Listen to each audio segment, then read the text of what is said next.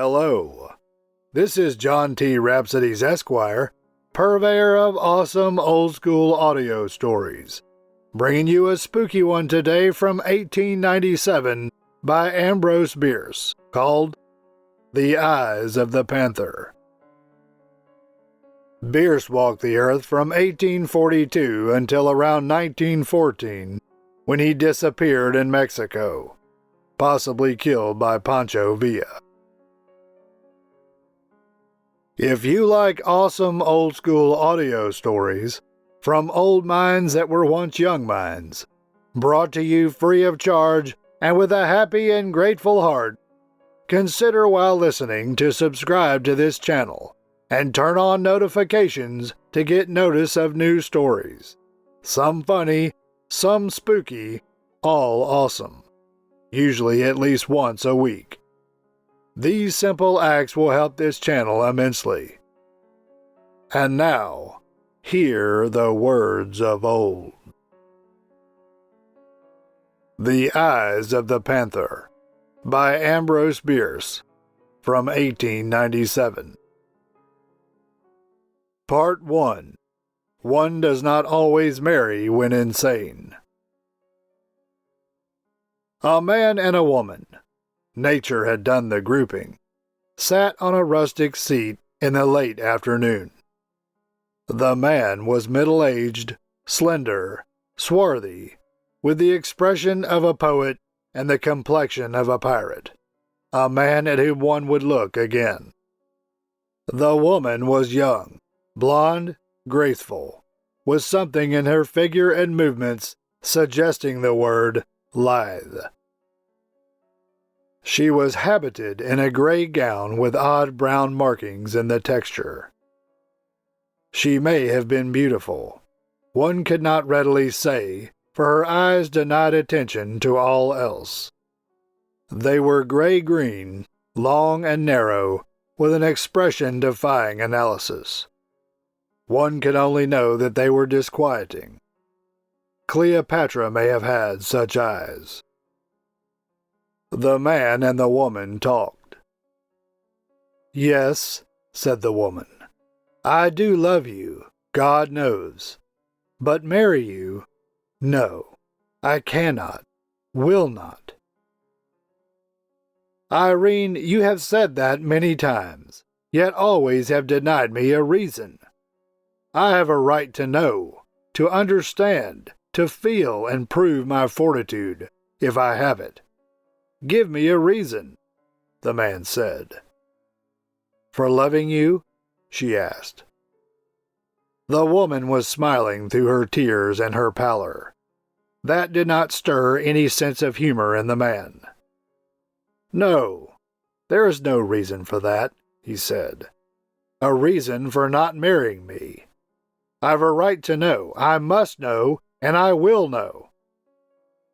He had risen and was standing before her with clenched hands, on his face a frown. It might have been called a scowl. He looked as if he might attempt to learn by strangling her. She smiled no more, merely sat looking up into his face with a fixed, set regard that was utterly without emotion or sentiment. Yet it had something in it that tamed his resentment and made him shiver. "You are determined to have my reason?" she asked in a tone that was entirely mechanical, a tone that might have been her look made audible. "If you please," he said, "if I'm not asking too much." Apparently, this lord of creation was yielding some part of his dominion over his co-creature. "Very well," she said, "you shall know. I am insane."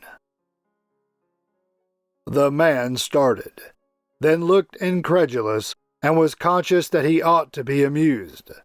But, again, the sense of humor failed him in his need, and despite his disbelief, he was profoundly disturbed by that which he did not believe.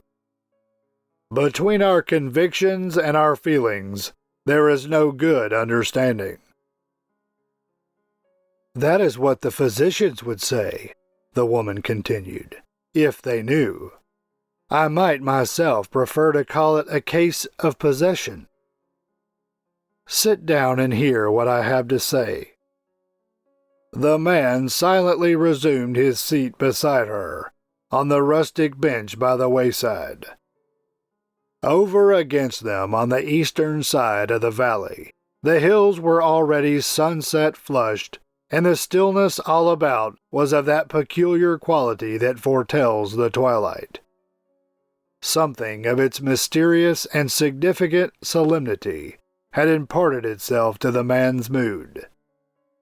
In the spiritual, as in the material world, are signs and presages of night. Rarely meeting her look, and whenever he did so, conscious of the indefinable dread with which, despite her feline beauty, her eyes always affected him, Jenner Brading listened in silence to the story told by Irene Marlowe.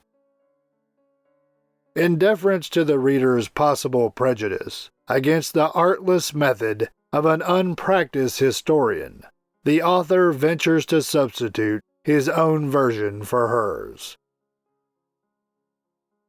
Part 2. A room may be too narrow for three, though one is outside. In a little log house containing a single room sparely and rudely furnished, crouching on the floor against one of the walls, was a woman, clasping to her breast a child. Outside, a dense, unbroken forest extended for many miles in every direction. This was at night, and the room was black dark. No human eye could have discerned the woman and the child. Yet they were observed, narrowly, vigilantly, with never even a momentary slackening of attention. And that is the pivotal fact upon which this narrative turns. Charles Marlowe was of the class, now extinct in this country, of woodmen pioneers, men who found their most acceptable surroundings in sylvan solitudes that stretched along the eastern slope of the Mississippi Valley, from the Great Lakes to the Gulf of Mexico. For more than 100 years, these men pushed ever westward, generation after generation, with rifle and axe, reclaiming from nature and her native children, here and there, an isolated acreage for the plow, no sooner reclaimed than surrendered to their less venturesome but more thrifty successors. At last they burst through the edge of the forest, into the open country, and vanished as if they had fallen over a cliff. The woodman pioneer is no more. The pioneer of the plains, he whose easy task it was to subdue for occupancy 2/3 of the country in a single generation, is another and inferior creation. With Charles Marlowe in the wilderness, sharing the dangers, hardships, and privations of that strange, unprofitable life, were his wife and child, to whom, in the manner of his class, in which the domestic virtues were a religion, he was passionately attached. The woman was still young enough to be comely, new enough to the awful isolation of her lot to be cheerful. By withholding the large capacity for happiness, which the simple satisfactions of the forest life could not have filled, heaven had dealt honorably with her.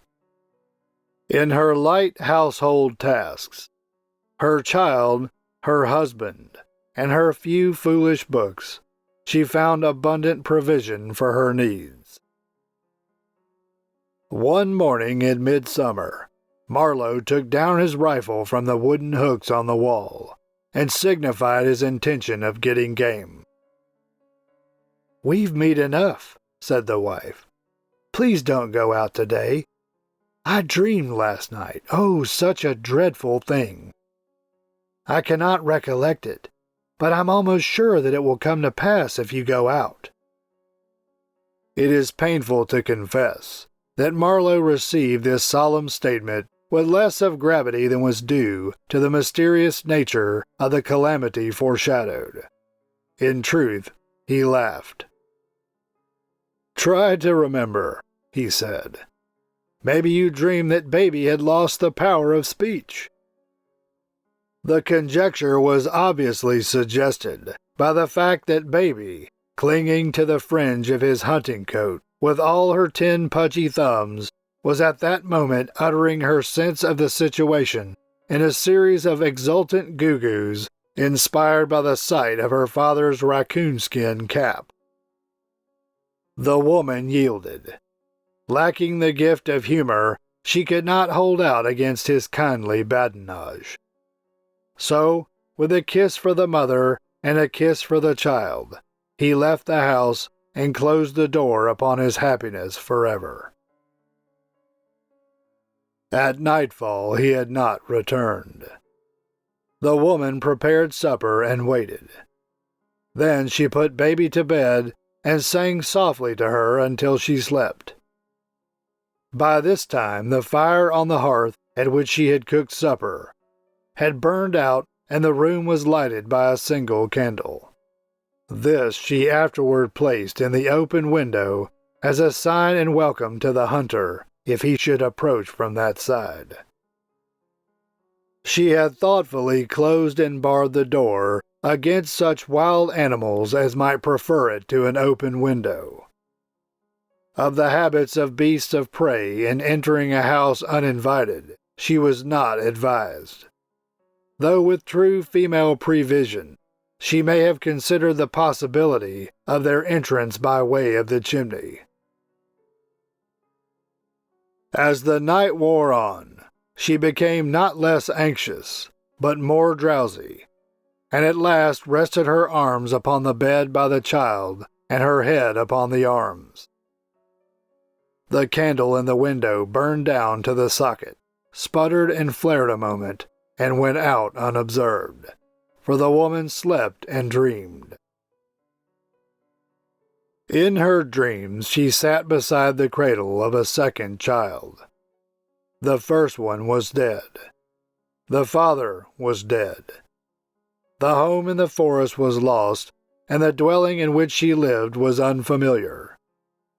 There were heavy oaken doors, always closed, and outside the windows, fastened into the thick stone walls, were iron bars, obviously, so she thought, a provision against Indians. All this she noted with an infinite self-pity, but without surprise, an emotion unknown in dreams. The child in the cradle was invisible under its coverlet which something impelled her to remove. She did so, disclosing the face of a wild animal. In the shock of this dreadful revelation, the dreamer awoke, trembling in the darkness of her cabin in the wood. As a sense of her actual surroundings came slowly back to her, she felt for the child that was not a dream, and assured herself by its breathing that all was well with it.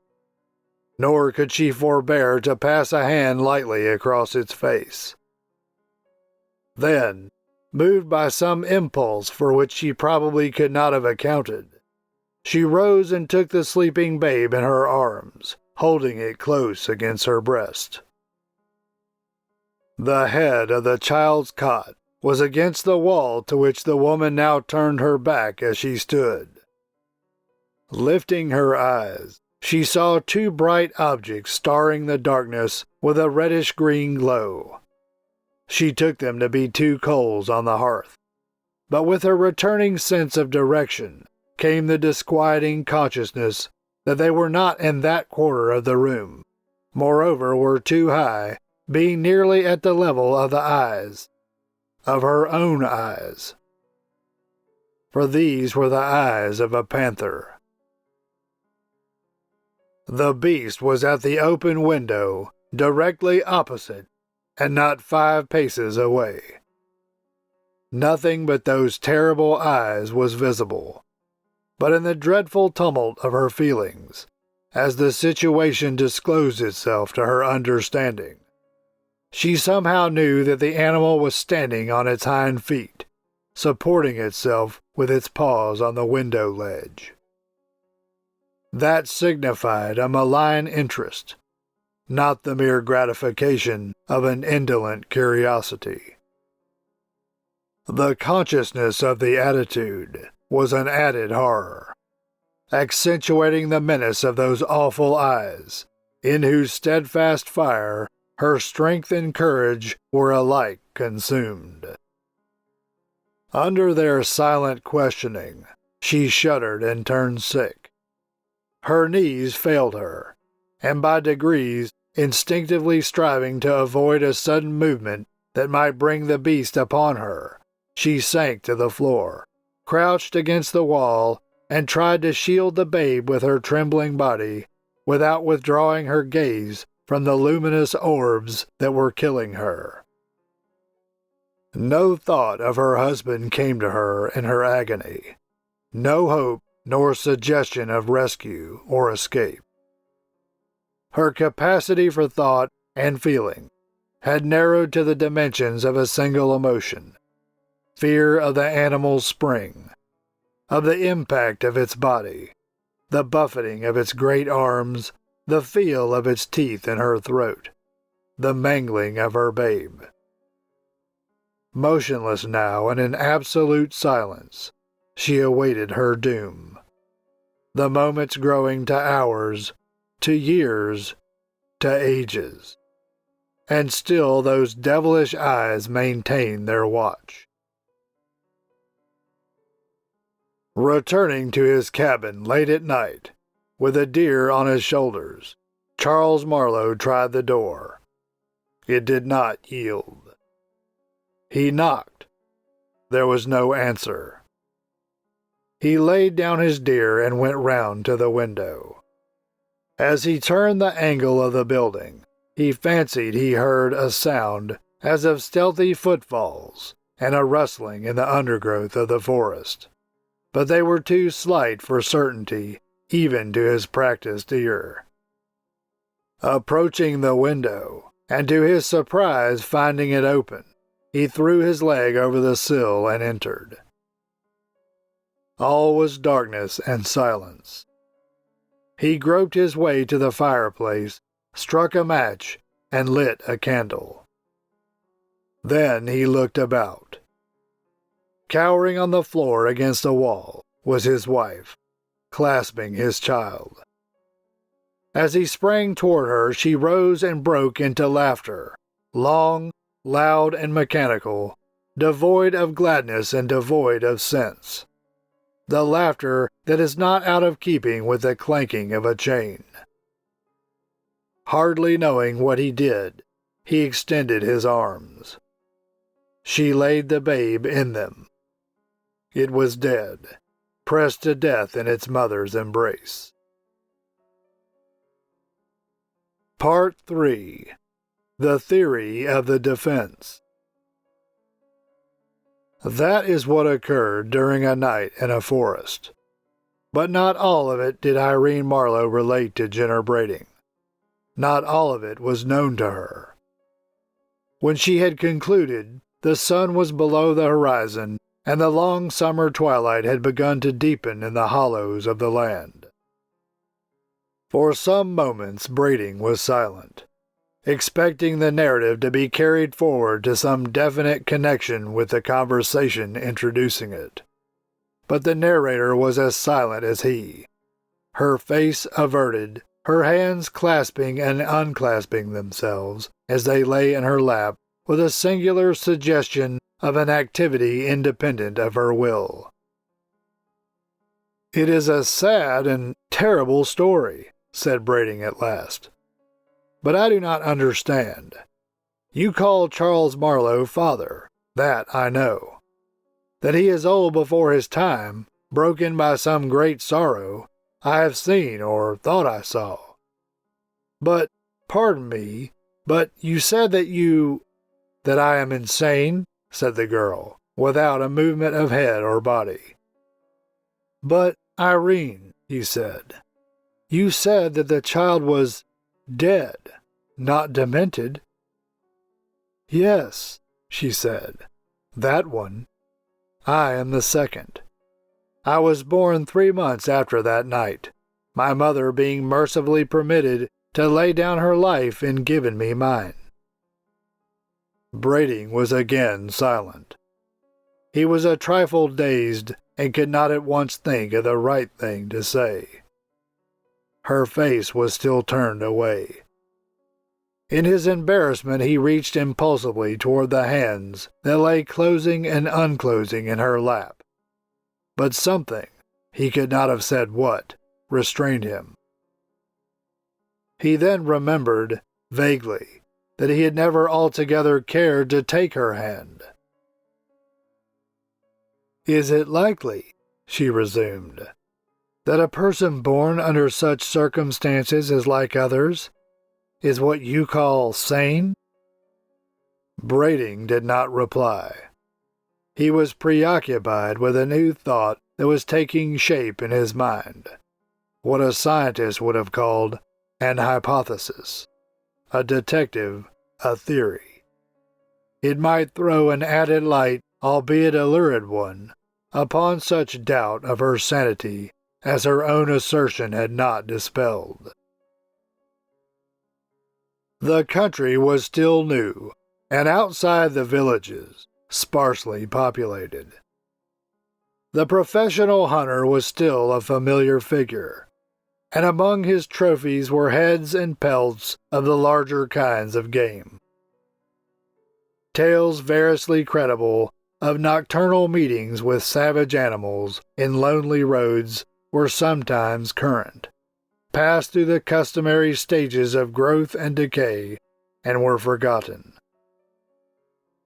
A recent addition to these popular apocrypha, originating, apparently, by spontaneous generation in several households, was of a panther which had frightened some of their members by looking in at windows by night. The yarn had caused its little ripple of excitement, had even attained to the distinction of a place in the local newspaper. But Brading had given it no attention. Its likeness to the story to which he had just listened now impressed him as perhaps more than accidental. Was it not possible that the one story had suggested the other? That finding congenial conditions in a morbid mind and a fertile fancy, it had grown to the tragic tale that he had heard? Brading recalled certain circumstances of the girl's history and disposition, of which, with love's incuriosity, he had hitherto been heedless, such as her solitary life with her father, at whose house no one apparently was an acceptable visitor, and her strange fear of the night, by which those who knew her best accounted for her never being seen after dark. Surely in such a mind, imagination once kindled might burn with a lawless flame, penetrating and enveloping the entire structure. That she was mad, though the conviction gave him the acutest pain, he could no longer doubt. She had only mistaken an effect of her mental disorder for its cause, bringing into imaginary relation with her own personality the vagaries of the local myth-makers.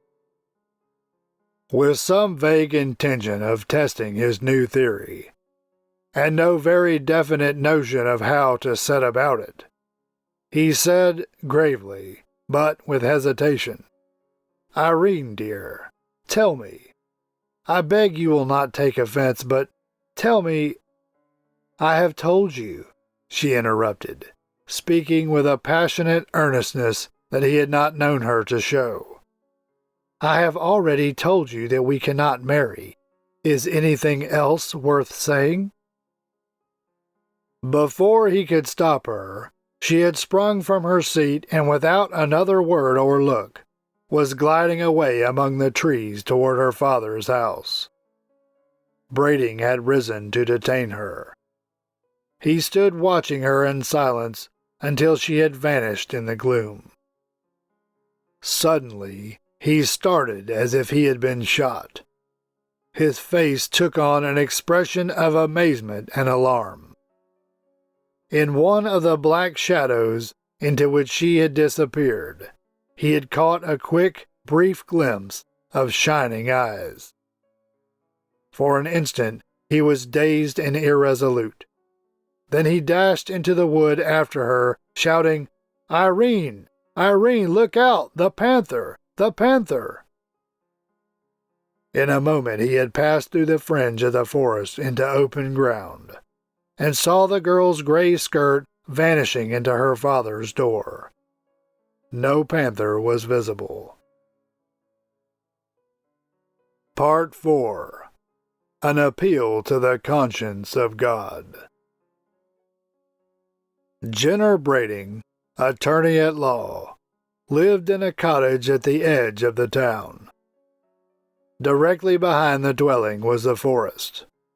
Being a bachelor, and therefore, by the draconian moral code of the time and place, denied the services of the only species of domestic servant known thereabout as the hired girl, he boarded at the village hotel, where also was his office. The woodside cottage was merely a lodging maintained, at no great cost to be sure, as an evidence of prosperity and respectability. It would hardly do for one to whom the local newspaper had pointed with pride as the foremost jurist of his time to be homeless, albeit he may sometimes have suspected that the words home and house were not strictly synonymous. Indeed, his consciousness of the disparity and his will to harmonize it were matters of logical inference, for it was generally reported that soon after the cottage was built, its owner had made a futile venture in the direction of marriage, had, in truth, gone so far as to be rejected by the beautiful but eccentric daughter of old man Marlowe, the recluse. This was publicly believed because he had told it himself, and she had not. A reversal of the usual order of things, which could hardly fail to carry conviction. Brading's bedroom was at the rear of the house, with a single window facing the forest. One night he was awakened by a noise at the window. He could hardly have said what it was like. With a little thrill of the nerves, he sat up in bed and laid hold of the revolver, which, with a forethought most commendable in one addicted to the habit of sleeping on the ground floor with an open window, he had put under his pillow.